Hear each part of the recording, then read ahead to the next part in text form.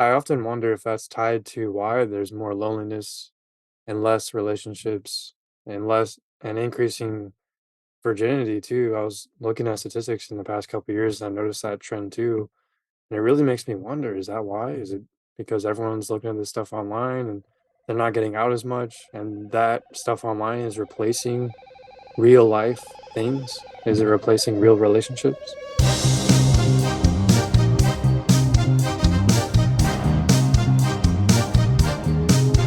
Hello, everyone. Welcome back to the Out of the Box podcast, where Steele and I, Jose, your hosts, get to talk about outside of the box ideas. Today, we're going to be talking about the one of the probably like most common problems right now in society, which is pornography, and how to stop it, how to get rid of it. That's what we will be talking about throughout this podcast. So if you are new to our podcast, we talk about all sorts of topics from philosophy, theology, psychology. We just try to go into different areas and see topics in different angles to help find greater truth in this world. So if that sounds like something you would be interested in, please subscribe to our channel. And without further ado, let's get into the topic. So, Steele, I know this is one of the main things, and I know you probably see this a lot. And as a counselor, um, um, I think I've seen the statistics of this problem in society that it not only affects men, but it also affects women. That was one of the things that surprised me a lot. So it's both genders. Of course, it's more predominant on men than women. I think the stakes are like 63% of men um, watch at least like one or two times a month, and then like 34 or 35% of women um, watch it once or twice a month. And honestly, that's kind of surprising that there's still a population of also women who watch this. Um, but just in general, like I think it's certainly a problem, or what does psychology say? Is this something that affects human beings? Like because I know we call it a problem, but how bad is it in reality? Like what is it doing to our brains? Is it making us just kind of lose touch of Right. reality Yeah. because we're watching so many Yeah. women? Or Yeah, that can what? have there can be a variety of effects psychologically. So a good way to kind of frame it is from what I remember learning about how all that works is each time someone watches like a video like that or a picture or engages in some type of stimulus related to it, because now it takes a variety of forms, written, video, pictures, more easily accessible than any time in the history of mankind, because of the internet. And before it was much harder to access, and now you can access it in less than like a second. So imagine what that does. You're like, it's like there's a metaphor. It's like if someone who is dependent on heroin had a heroin needle just stuck in their arm and they could press a button to inject the heroin at any time in like a second. I'm not saying it's Yeah. the exact same thing, but you know what I mean? Like just like an idea of a metaphor to paint the picture. But in terms of how it affects the brain, just like any other, pretty similar to how other, substance dependence disorders work, where someone gets hooked onto something like a substance like alcohol or drugs, and it starts changing the brain by affecting the chemicals and the neuron receptors. So like the neuron receptors and all that will change based on the stimuli of like a substance, but each time, so, like, going back to the other thing, like, whether it's a substance or, like, a video, each time you're engaging in that stimulus of, like, watching the video, for example, the dopamine and other hormones related to dopamine will spike up extremely high, and I know you talked about this once, and I'll let you Hmm. kinda jump in to explain more, uh, but when that happens, it's like you deplete those chemicals in your brain, and so then you feel, you just kind of feel burned out, and that can take many forms like Yeah. fatigue and not feeling as happy, having the less feel good chemicals overall. Because if you're doing that, imagine you're doing that every now and again, but imagine if you're doing that dopamine spike like that almost every day for like several hours. Well, then that's going to definitely change the chemical makeup in your brain after a while, and you may start feeling different, and that can lead to all sorts of things. Of course, everyone's different, but for a fair amount of people, it can definitely, affect the brain. And then for some people, it can make them almost to where it's almost like a drug, to where they feel like they get cravings, withdrawal when they don't do it. Now, it has not, to my knowledge, yet. I don't think it's been actually classified in the Diagnostical And and yeah, Statistical indeed. Manual for Mental Disorders. I want Mhm. to check that. I want to fact check myself because I don't trust myself. It's not, yeah, it's not formally recognized as a disorder yet in the DSM-5. But a lot of psychology researchers have been trying to build more research so that they can put it in, like, in the manual for mental disorders in the future as a behavioral addiction, um, or a process addiction, as we call it now, yeah. So, like gambling, like gambling addiction, or same thing with Yeah. this, like internet addiction or pornography addiction. So they're working on it, but I guess they just haven't had enough evidence yet to do it. So yeah, those are Yeah, it's kind of interesting that they kind of haven't classified it as an addiction. mhm. I'm sure there's a lot of things at stake. It's honestly a big industry, which generates money. I mean, honestly, there's I've heard of websites like OnlyFans and stuff like that, where women can now make this into a living. I'm sure it's both That's sexes, wild. but I've heard some yeah, wild stuff. Like some girls just they make like $1 million a year off of that only for yeah, yeah, pretty and it's kind of crazy because the fact that they can make millions of dollars is insane, right? And it's almost incentivizing women to do this. I've Um, it's kind of sad, because I don't know, like for me at least, I know everyone has different perspectives, but I feel like what if that's your daughter doing that? Like what if your daughter creates an OnlyFans and or your sister, I don't know, or just your kind of yeah, or worse. or your Maybe not mother, worse, but like that would be crazy. but like what about imagine this though, a mom who has OnlyFans and then she does that in her youth, right? And then she has children, and then her children find out about the OnlyFans, and like how would they think of their mother, Yeah, Feel like people don't think about stuff like that. And I understand because marriage rates are decreasing and marriage isn't popular anymore. Christian values are decreasing.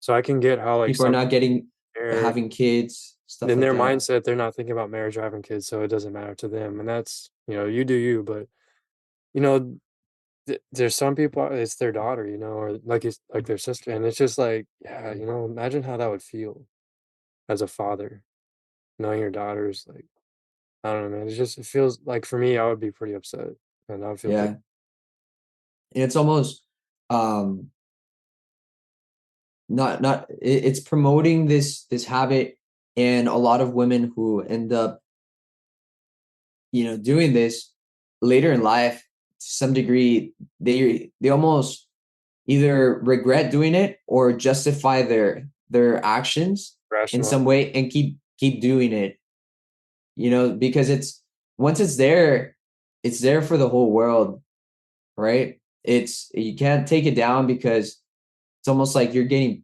paid to have it there. That's the worst part about the internet. You can't it's very hard, if not impossible, to undo when something's posted online. So all the OnlyFans stuff and a lot of the actresses that participate in stuff like that end up regretting it later sometimes. And there's been a lot of documentaries and interviews on it where they're talking about how much they regret it and how they've turned their life around. And I think it's beautiful that they're able to, turn their life around, but also I feel kind of like bad for them that they can't really erase their past, if that makes sense. Yeah, Yeah. yeah. It's yeah, and going back to the pornography aspect, like there's there's a book that I'm reading, that's really interesting, and the fact that part of the book says that by looking at pornography, once almost promoting that lifestyle, right? We kind of think about all the women who go through this and who regret this and who are selling themselves to to make money. And for some of them, this might be the only opportunity that they see to make money. And so they end up creating all this content. Yeah, and maybe some um desperation, you know. Desperation, yeah. Yeah, Unfortunately, so we're once promoting that in a sense by being involved in the right. industry, one And can say. unfortunately, some of it may come from trauma, you know. It's not uncommon for people to process their trauma or I guess work through their trauma by with an outlet like that. And so unfortunately that's a thing too. Like people get stuck Mm. in it or not either I'm not just talking about watching, but also just, you know, doing it, making being part of the production too, you know? Like Yeah. yeah. Yeah, kind of like seeking attention in some sense because of a trauma that happened Yeah, and earlier in life, maybe because they didn't receive it from their parents or a relationship or maybe not always seeking attention, but like also just like I guess the brain's way of dealing with trauma can be it can produce a variety of symptoms. And one of the mm, symptoms can, especially sexual trauma, can be hypersexuality. Um, or think about it like this. Here's a way to think about it. If you're a child and you're sexually abused, what does that teach you about your relationship with other people? You know, think about that. It teaches you that there's no boundaries because you're a child. You don't know, like you don't know any better. You're mm, learning. We learn all of our relationship and social norms from other people as a child growing up. So when a child's violated in that way, they don't understand what's happening and they may form beliefs about the world and others that might not be true.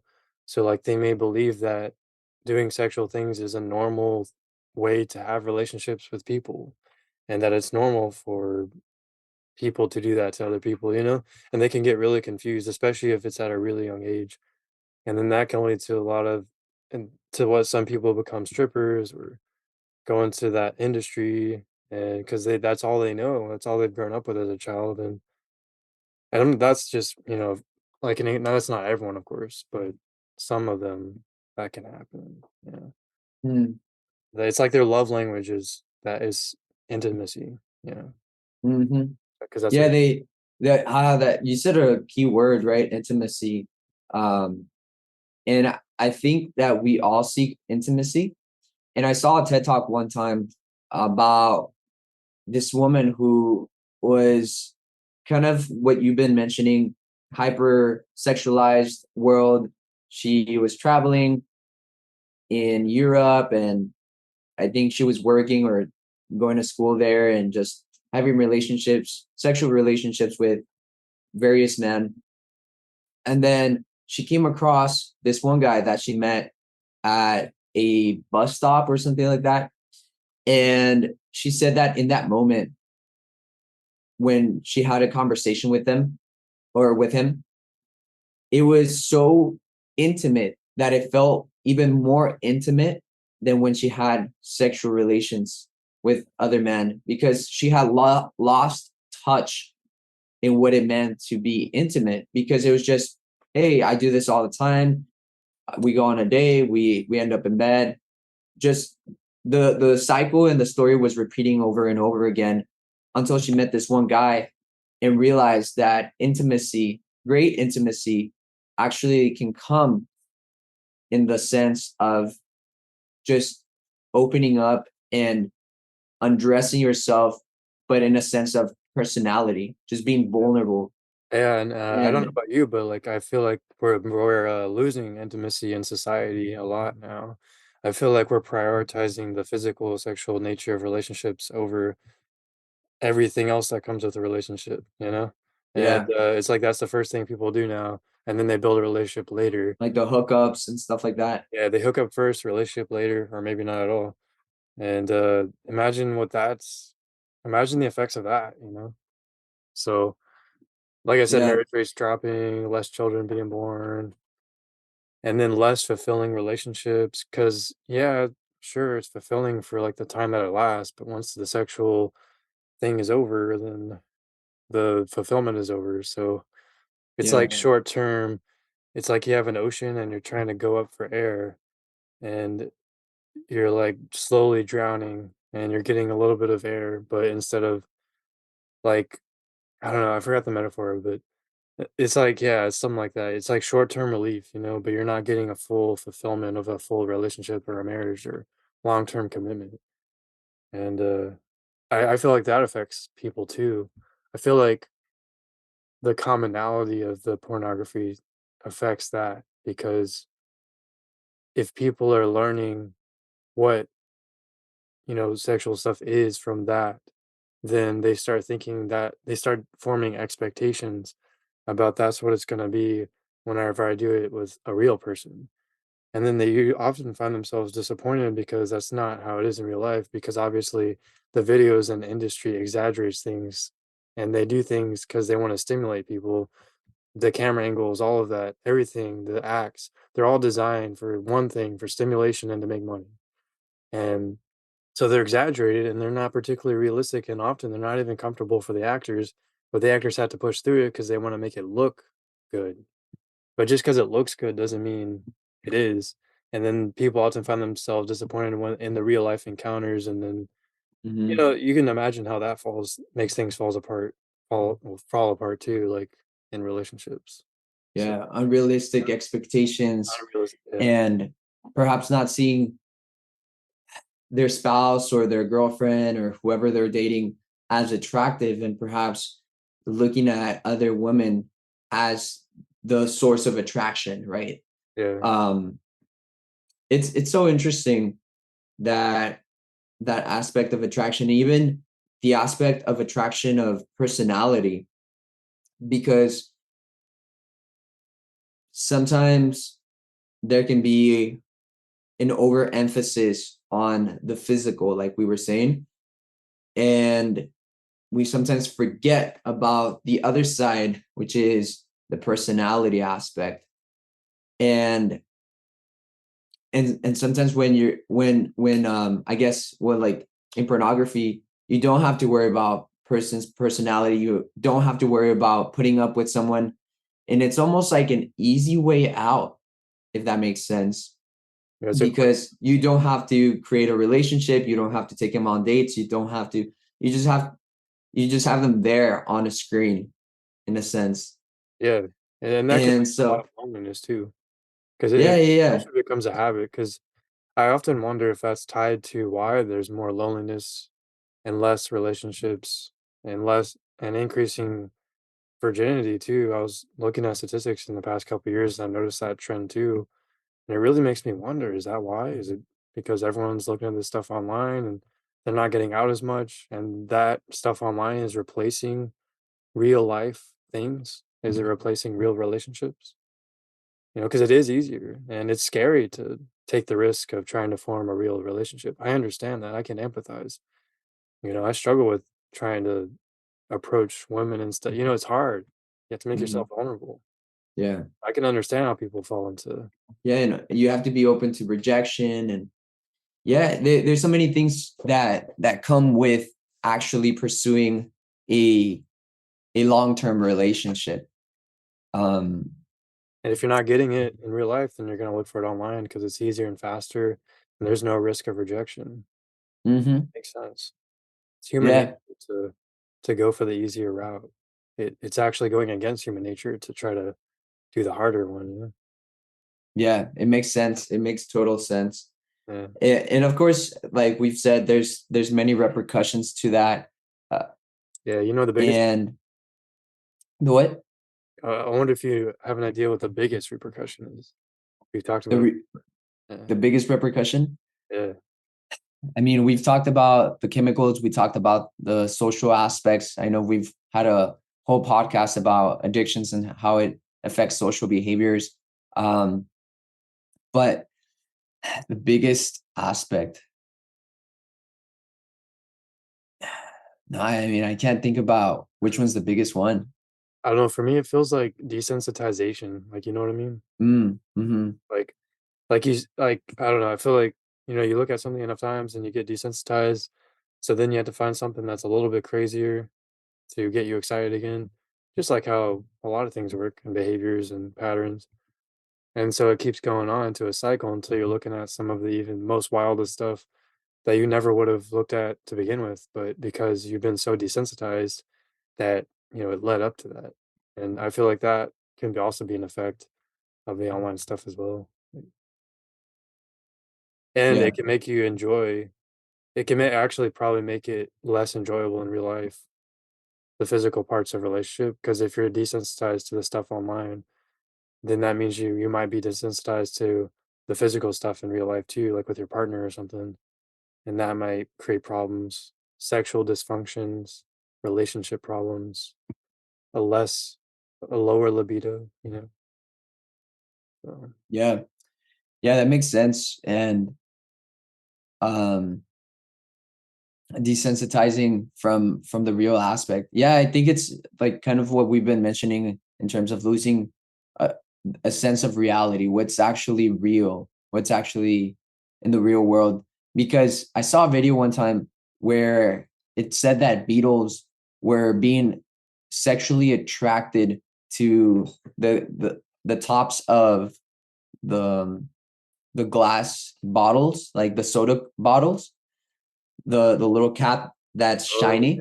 They were actually, weirdly enough, attracted to those, and they thought they were actual females because they were shinier than most females. So it was over exaggerated in breaking the up. sense of the shininess, and so they were actually being attracted to those, soda caps, Yeah, which is makes you wonder. interesting because then if they're being attracted to those, what does that mean, that they're not being attracted to the actual female beetles?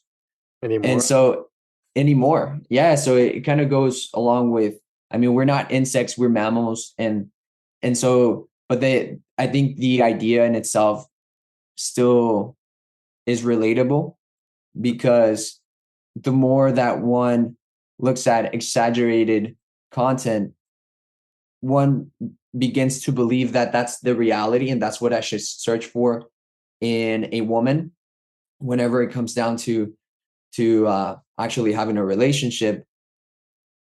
But in reality, that's not how life is. And now with plastic surgery, with Photoshop, with so many things, it can be completely altered and exaggerated to the point where in reality it's not real. And then woman would have to get plastic surgery in order to look like those women online, if Right, that makes sense. right, yeah. Yeah, it kinda creates these, unrealistic expectations that then people have to try to meet, both for physical appearances and physical activities, I would say. Yeah, yeah, Yeah. which can create Yeah. this. So now that we've talked about a little bit of the repercussions, what are some good things that we can do, or like what are some things that we can recommend our audience here Oh, to help them with well, getting out of the good thing this is problem? we have a lot of modern, technology now, so there's a lot of phone apps that I've seen for helping people overcome that type of, a dependence and, that are designed for it, that connect people with other people who are trying to overcome the dependence on pornography, and they have a community of people that support each other, counting down the days of apps. You could call it abstinence if you wanted. And there's also ways to password protect and block websites. Uh, the problem, like we've talked about before, is like it's everywhere almost now. So it's like hard to avoid. And if you're really trying to stay away if you're trying to like break that habit, which is extremely hard to begin with, make no mistake, trying to break a habit takes about 21 days, but then it takes 3 cycles of 21 days to fully break it. So on average about 90 days, to fully escape something like that, when it's that, like when you have cravings and you want to get urges. And so if you have even one reminder of it, you might be like 30 days in or 20 or 10 or whatever. But then you see one reminder on like social media, like a picture, which often pops up now, even when you're not looking for it. Then bam, it's like relapse, you know? That's how fast it can happen because that's how Yeah. powerful those urges can be. So some people have to delete their social media, because it just Yeah, pops. yeah, yeah. Yeah, that's one of the things that I would say there's different challenges, right, in going on. Um, I think I've noticed that a lot of this content, like you said, is sometimes unwanted. It Yeah, just pops up. seriously, yeah, just kind of no. You're just scrolling through Facebook or Instagram feed, and Yeah, you're not even following. there it I don't is. Like understand. you don't even search for it. Oh, yeah, like, I'm not even following those accounts, and it'll just pop up on there, and I'm like, "What?" Why? Yeah. Yeah, and it's interesting. Yeah, deleting social media is definitely something that would be worth taking consideration. And I would say also being just committed. Like, hey, do you really want this for yourself? Is that something that you want to carry on for the rest of your life?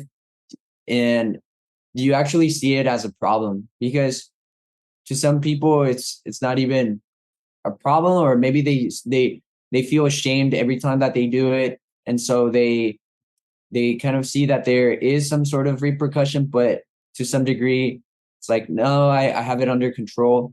Right, I and think in it's actually psychology, like exposing it from darkness, right? Like exposing the actual thing that's happening and not taking it lightly.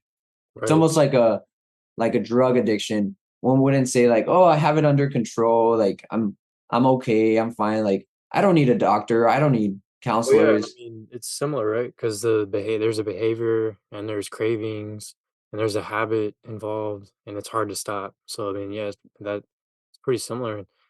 And in psychology, someone's if someone doesn't have the motivation to change, they're not very likely to change their behavior. That's motivational interviewing for you. That's a technique used in therapy, like to reflect change talk and sustain talk. Sustain talk is all the rationalizations and the excuses and the reasons for doing it and the justifications for the behavior. Basically anything that's maintaining it, all the benefits of it. But change talk is all of like, how is this affecting your life negatively? What problems is it causing you? What would be better if you stopped it? And so what we do as therapists with motivational interviewing, it's usually used for substance disorders like drugs and alcohol, but it could certainly be used for this as well, where you're reflecting what problems it's causing for them. And usually the person will start to realize that they need to change when the costs outweigh the benefits of their behavior. And then that's when someone's usually ready.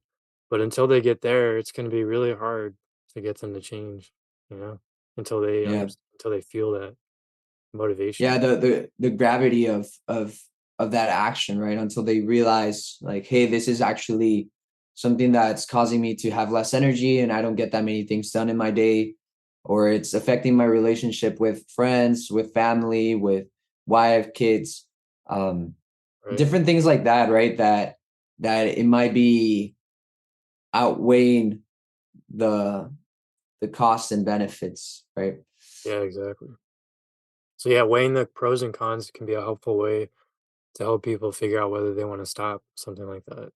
And then they can start if the costs outweigh the pros, then they can start taking steps, whatever it is. Which the steps for that would probably be similar to like overcoming alcoholism or some other type of things like that, would be to block out and try to avoid or find ways to cope with any kind of cues, which are reminders of whatever you're trying to stop. Mhm. So if Like someone comes triggers, right?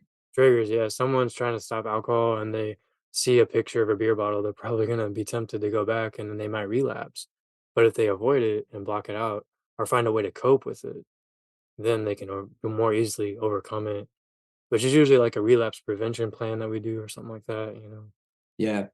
And it's interesting because I look to the Bible in a sense to look at what it has to offer as well. And there's a particular story where I think it's in the Old Testament where one of the main characters was inside of a tent, and all of a sudden a woman, I'm not sure, I can't remember if it was a prostitute or not, goes into his tent to try to have sex with him, but he was not expecting it.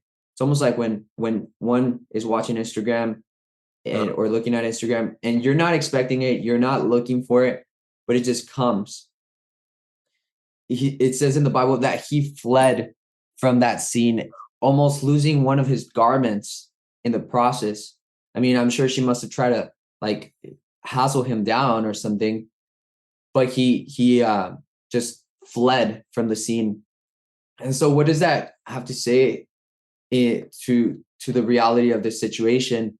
That, in a sense, any situation that can cause triggers, one has to flee, even if it's unexpected. It's almost getting in touch with that poverty aspect, right? Like that poverty aspect and realizing like, hey, this is an area where I'm working on. I I don't I know that if I do X, Y, and Z, go to Instagram, go to a nightclub, see a random girl on leggings or something like that, that's going to trigger me to cause me to relapse. mm, And so those things are something that one can flee from, right? If you do have the option, you do have the option to flee. And based on a video that I was watching, there's different stages that lead up to a relapse, right? There's like thought is implanted in your head, you're thinking about it, right? Then it gets you excited. Um, then you make action to search for it, and then at that point you can't go back. There's a certain level where you can free or flee from it, but there's a certain level where it just won't go. Like mm. it's kind of hard to go back, and Like an if you uphill do, battle. it's almost like almost the chances are pretty slim to not relapsing. But the beginning stages are usually the stages where one still has a chance to flee Yeah. from the scene in a Everything sense. everything starts with a thought. We know that much, right? Every behavior, every thought, every emotion starts with a thought. So yeah, I think you're definitely right about that. Like that's what starts the relapse. So if you get control of that thought, then you have more probably chances of escaping it. Mhm. Even, it just reminds me of that Bible thing that Jesus said about to look upon a woman uh that's not your partner or something Or is like one of the commandments, like to well, Jesus desire Jesus said it's like the desire in your heart, If you look at a woman with lust or something, I think, lustful eyes. then it's You've already not committed good, adultery. but it's in your heart. Yeah, adultery in your heart. Yeah, that's what it was. Yeah. So like that starts he's talking about something that's very psychological and science based. He's talking about every behavior and action starts with a thought first.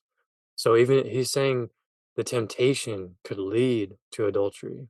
He's pointing that out, which is very advanced for his time. I mean, think about Wow, that's that's kind of wild. crazy. He's saying that he said, yeah, you may not be committing the sin of adultery, the behavior, but you're thinking about it, which could then increase your chances of leading to the behavior.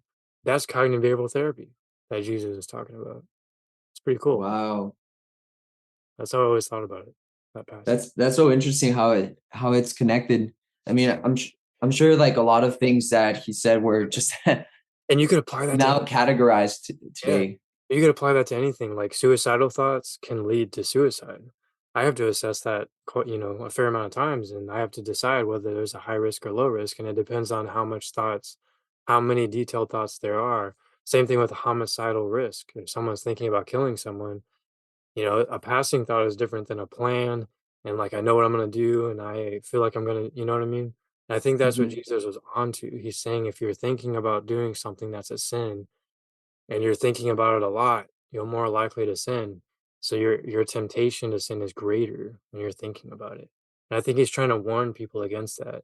he's trying to give like a heads up, like, hey man, if you start thinking about this, even you may not be sinning, but you could increase your chances of doing it. I think that's what he's. Yeah. Yeah, and one of the struggles that I'm sure happens is having the thought in your head and it not fleeing, Right, definitely. because in the scene of the Bible, he's physically able to leave her, right? But what if it's in your mind? You can't stop thinking about it. Why would Is there I'm sure there's probably ways of like to like, meditate or to pray yeah, and to definitely kind of calm down the thoughts, get out of there are, but the environment. it's something that might surprise you that priests have said about it. Because I did a lot of research on this stuff back in the day, and priests, a lot of them will say that you don't fight the sexual thoughts, don't fight them off because it's just gonna make it worse. They say just to accept it, just accept it, and that's actually a therapy technique, which is mindfulness, meditation, acceptance and commitment therapy, basically. Where because the more you fight the anxiety, the more you fight the negative thought, the more it fights back. So sometimes a better Mm, approach is to just let it come and go like a wave. And I think that's kind of what the priests were alluding to is these sexual thoughts are going to happen no matter what because we're human beings and God wired us to procreate. So these sexual thoughts, they're just a natural part of life. There's no getting rid of them. But just it depends on how much you're trying to actively seek it out. It depends on like I don't know. I guess it depends on different things, but that's just what I remember reading about. And I just thought it was really interesting. And I also found it interesting that priests are actually against chemical castration, which is something many people would not be expecting, right? People stereotype priests and Christian leaders as like anti-sex and stuff. But the reason why the priests say that taking medication to reduce sexual drive is bad and they don't believe in it is because it's reducing the natural desire that God has given us to procreate. There's mhm. nothing wrong. I think people get so confused about that and they think incorrect things about Christians and Yeah, Christian it's like instead of sexual. We're not against yeah, sexual desire is not wrong. yeah. It's almost like trying to suppress it instead of trying to deal with it, Yeah, right? it's It's not more of a natural. circumstance that needs maintenance rather than something where you can just Yeah. take it off like a clothing, It's like right? Just if you were to take a pill that would make you not want to eat food anymore. Like you're suppressing a natural desire that keeps you alive. You know what I mean? mhm. And the desire is good. Yeah. And I Otherwise, think why would that's honestly one of the things that I was surprised as well with the church, how it actually promotes the desire. It's the desire in itself is good, and it was placed there because it was good, but using it for the wrong context right? is where one deviates, and that's what sin is, right? It can It's lead to a lot of missing the suffering. mark, missing the aim of what it originally was created I think for. I think they're trying to prevent suffering. Um, if you deviate too much from the original purpose, then perhaps it could lead to psychological suffering. For example, children being left with just one parent or children not being raised. Because if someone has intercourse with multiple people and then children are born out of that and they're not raised in the proper home with, like, I don't know, it can kind of lead to some issues for some people.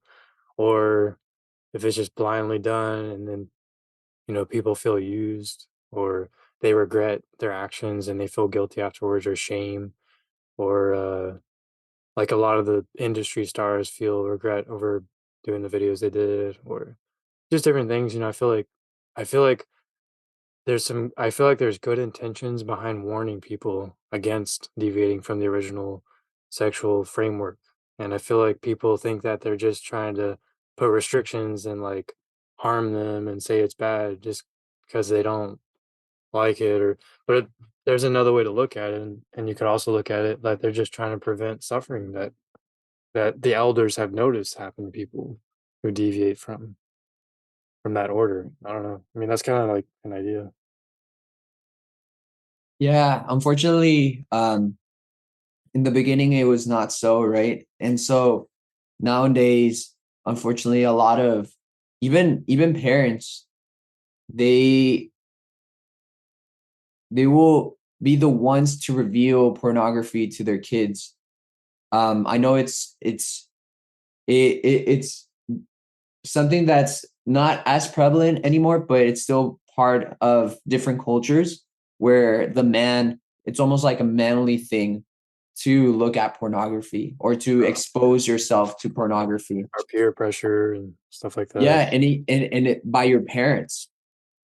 And it's kind of crazy to think about it, but it is one of the realities. And unfortunately, that causes, like we've been saying, repercussions. But going back into the the solutions and what we can do to flee from this situation or heal from it, even because maybe there has already been repercussions and there needs to be some sort of healing in order to actually be able to leave the situation, right? Because I'm sure in psychology there might be a something where you have to talk through it and heal from it so that the traumatic experience um, flees, or you don't think about it as much.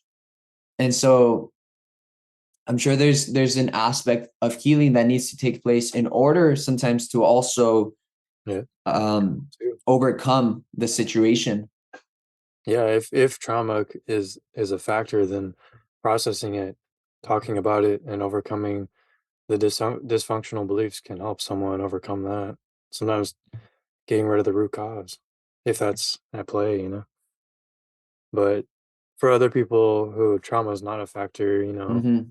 it could be other ways like coping things like, well, coping skills for one, like the relaxation techniques of deep breathing and all that stuff can help calm someone's urges down, or urge surfing, which is riding the wave of the urges, recognizing that the urges are going to come and go like a roller coaster, and kind of doing a meditative thought, kind of like a guided voice meditation in your mind to ride the wave instead of trying to fight it or trying to jump on the wave of the urges, and just knowing that the cravings are going to pass no matter how intense they get, because when you're in them sometimes it feels like they're going to last forever and then you relapse, you know. But Yeah, yeah, that's another thing too. And guided meditation, of course, and also talking to yourself, like you said. Like some people might be able to practice talking to themselves when they're trying to overcome alcohol and they go into a bar and someone tempts them, and they can have like a dialogue in their head of like, well, no, I'm not going to do this because it could lead to this, this, and this. So, I mean, there's a lot of different. yeah. Yeah, and I think the one that's probably like been the strongest that I've noticed is just saying that it's almost like committing to it and saying, okay, this is what I'm gonna do. I'm going to detach myself from all these things, and I'm actually serious about getting this done. Setting goals. Yeah. Setting goals and having Milestone. an accountability partner, honestly, I think it's Yeah, yeah. really helpful That's what AA because does. yeah, it's pretty helpful, and that's why they do it. And having that accountability partner, it could be your wife, it could be your spouse, your friend, Yeah, somebody sponsor. that you really trust, Yeah, right? reach out to them whenever you feel tempted and be Yeah, like, or even the repercussions could fall on them, because one of the ideas is like, well, this doesn't affect anyone, it just affects me, right? But if you can have an accountability partner that says like, well, every time that you fall, I'm gonna fast the whole day, I won't eat anything, or today I won't I'll walk home, or something like that, where it causes a repercussion on the other person, then now one's reliant on on not committing the act or relapsing because there's somebody on the line yeah, that will be repercussions. affected, if that makes sense. Mm.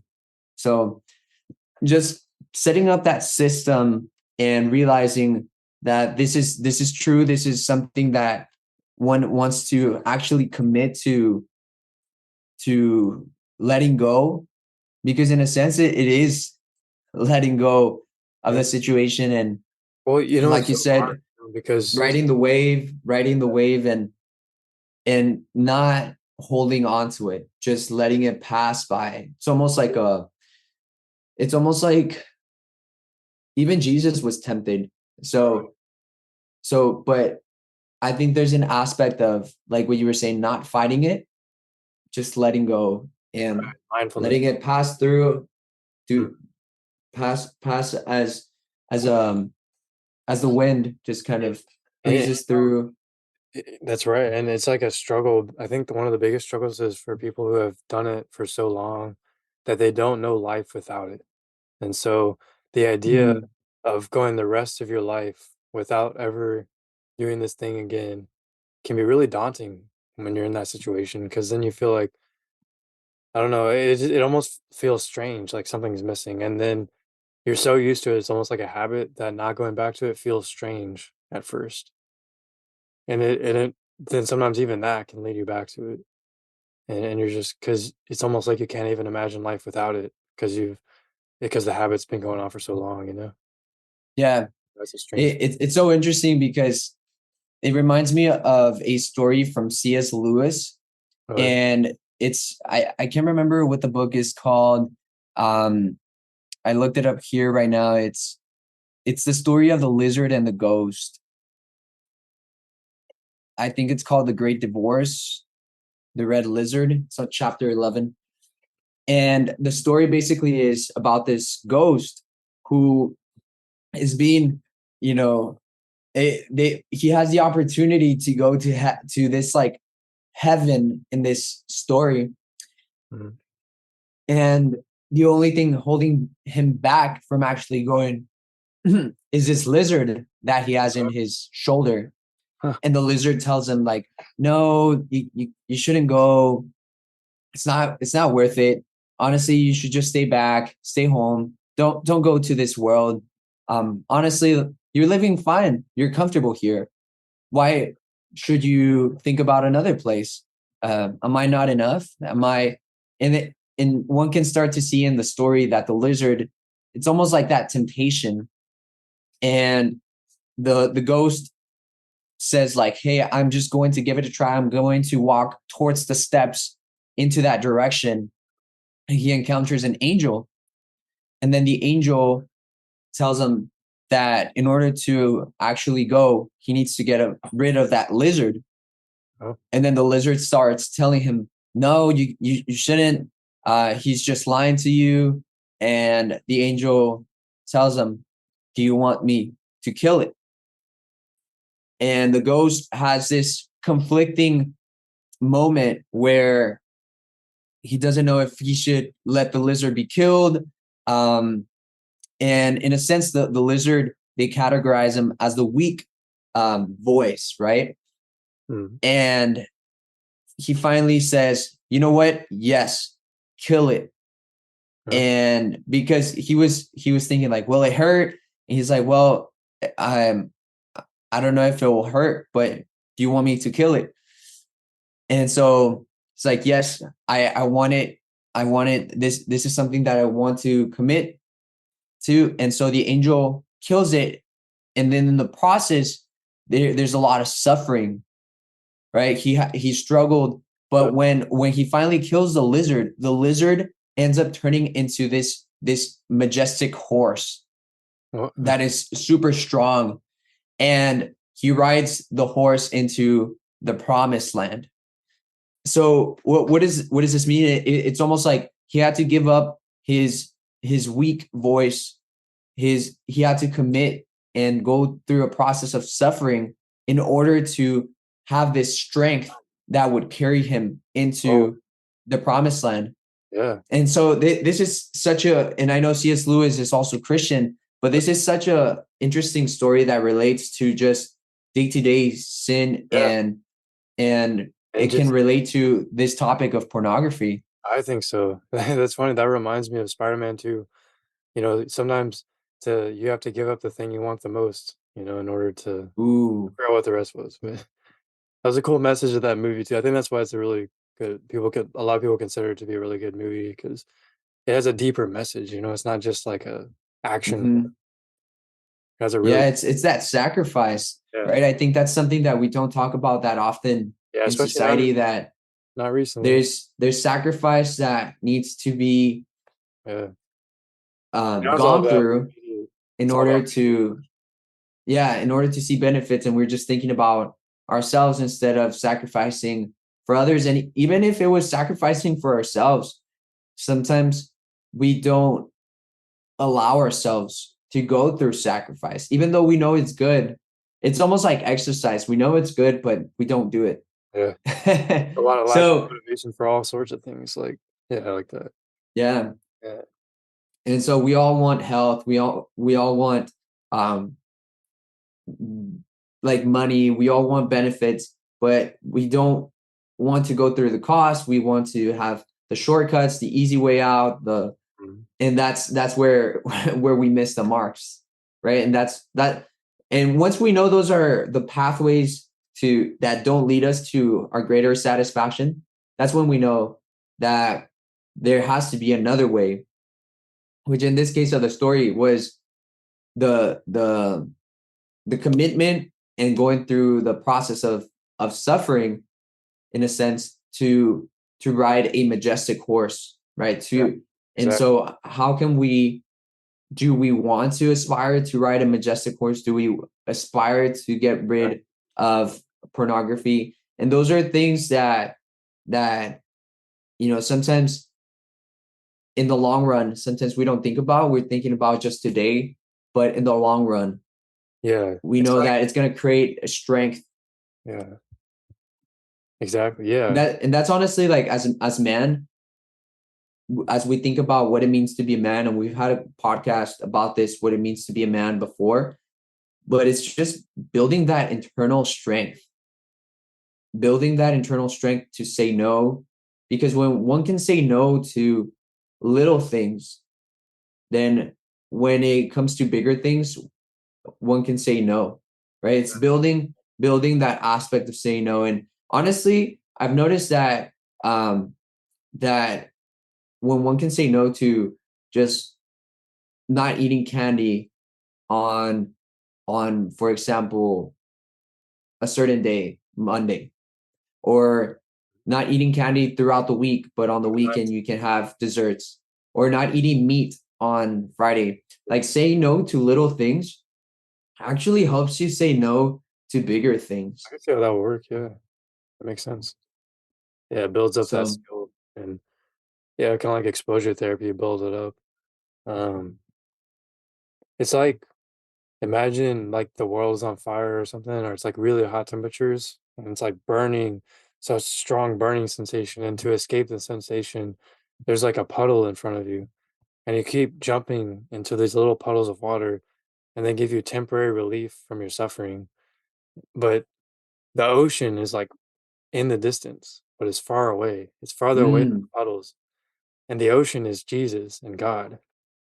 And it's harder to get to that ocean. You have to go through more suffering to get there, but it will give you more everlasting relief and fulfillment. mm. But the small puddles are closer, so they're easier to get to, and you want to get more short-term relief and short-term fulfillment.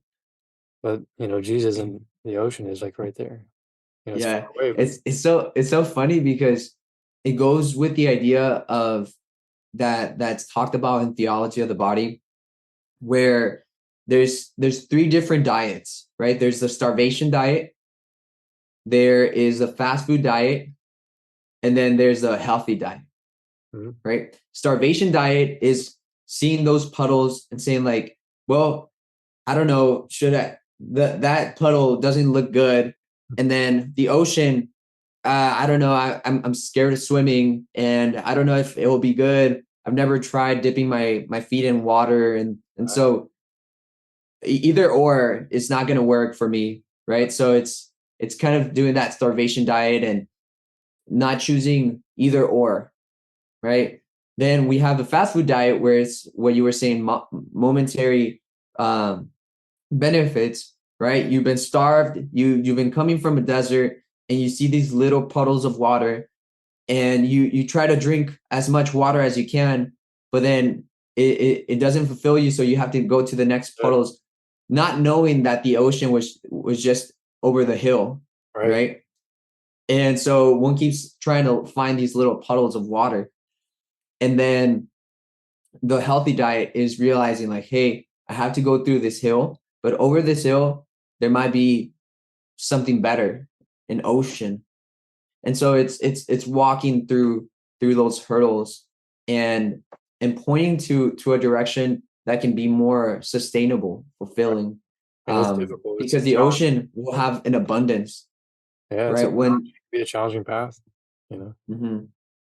Yeah. For some people, it might be So one of the most challenging paths that they'll ever take in life. yeah.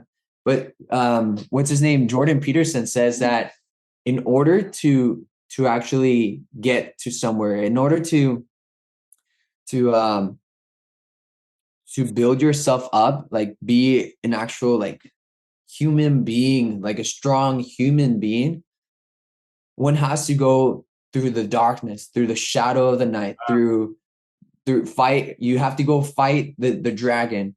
You have to. It's that Probably young still. those stories. Yeah, the stories of the heroes. Like, do you want to be a hero of your story?